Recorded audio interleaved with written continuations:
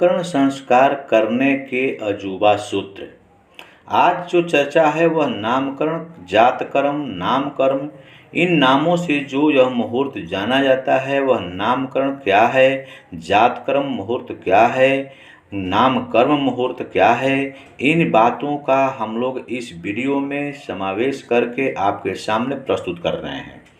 आज देखें कि नामकरण में क्या हमें देखना चाहिए, नामकरण कब करना चाहिए, नामकरण संस्कार कब नहीं करना चाहिए, उनके कौन से नक्षत्र शुभ हैं, कौन वार शुभ है, तिथि कौन शुभ है, शुभ लग्न कौन है, लग्न शुद्धि उसका कैसे बनाएं, लग्न चार्ट में देख करके उसका विधिवत अध्ययन कैसे करें, इन सारी बातों का चर्चा हम लोग आज इस वीडियो में देखें और ध्यान से सुनें।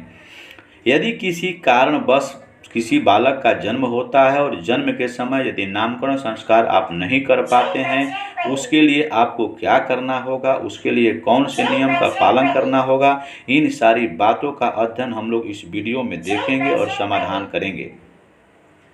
नामकरण संस्कार के लिए हमें यह ध्यान देना होता है कि जिनका नामकरण संस्कार जन्म के समय में नहीं किया गया है वे 8वें तिथि यानी अष्टमी तिथि, चतुर्थी तिथि, अमावस्या और पूर्णिमा तिथि तथा सूर्य संक्रांति एवं चतुर्थी और नवमी को छोड़कर, यानी ध्यान देना है कि अष्टमी, चतुर्दशी, अमावस्या, पूर्णिमा, सूर्य संक्रांति का दिन, चतुर्थी तिथि और नवमी तिथि को छोड़कर अन्य तिथियों में ध्यान देना है कि कर लेना चाहिए।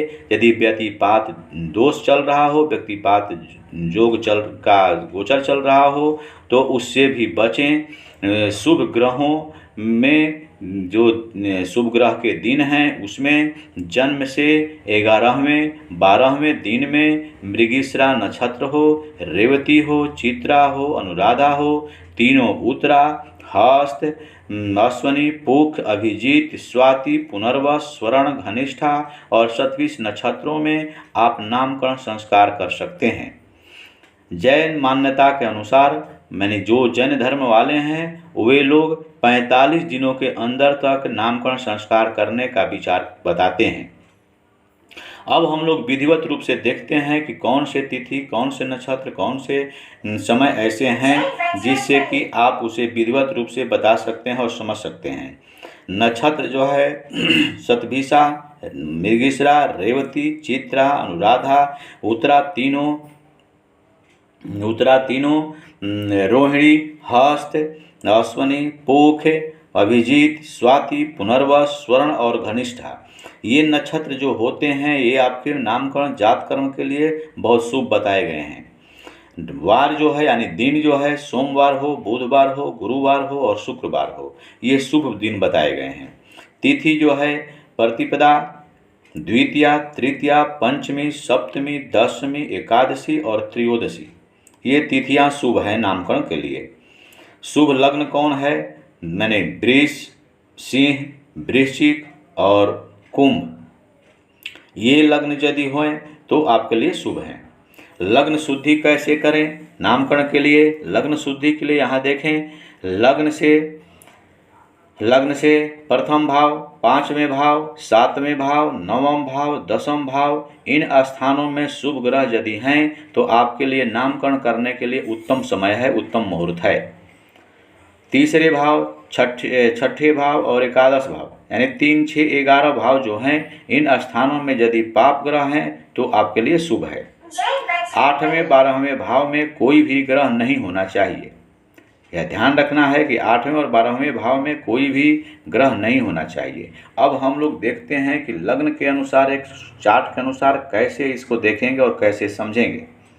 जैसे यहाँ पर देखिए इस चार्ट में यहाँ पर मेष लग्न के एक चार्ट बनाया गया है जिसे आप ध्यान से देखें। लग्न से ध्यान दें, इस भाव को लग्न कहते हैं। दूसरा भाव, तीसरा भाव, चौथा भाव, 5वां भाव, षष्ठम, सप्तम, अष्टम, 9वां भाव, 10वां भाव, एकादश भाव और द्वादश भाव, ये 12 भाव होते हैं। आप ये ध्यान रखें कि राशियाँ कोई भी किसी इस भाव में हो सकती है। राशि पर आप ध्यान न दें, इसलिए कि राशि यहाँ पर 1 भी हो सकता है, 2, 3, 4 यानी 12 नंबर, 1 से 12 नंबर के बीच में कोई अंक यहाँ हो सकता है। इसे हम लग्न भाव कहते हैं, लग्न स्थान कहते हैं। इसमें कोई भी राशि हो सकती है। यहाँ पर कोई भी ग्रह किसी भी भाव में बैठे हुए हो सकते हैं, लेकिन भाव आपका यही रहेगा, प्रथम भाव यही रहेगा, द्वितीय भाव यही, तृतीय यही। इसी तरह भाव नहीं बदलते हैं, सिर्फ राशियाँ और ग्रह बदलते हैं, अपना अपना स्थान दूसरे दूसरे भाव में रहते हैं। यहाँ तक हम लोगों ने देखा तो लग्न से 1, 5, 7, 9, 10, 1, 5, 7, 9, 10 इन स्थानों में यदि शुभ ग्रह हैं तो शुभ है। 3, 6 और 11 ये भाव में यदि पाप ग्रह बैठे हुए हैं तो आपके लिए शुभ है। 8 भाव, इसको अष्टम भाव इसको कहते हैं। 8वां भाव और 12वां भाव में कोई ग्रह नहीं होना चाहिए, इसे ध्यान देना चाहिए।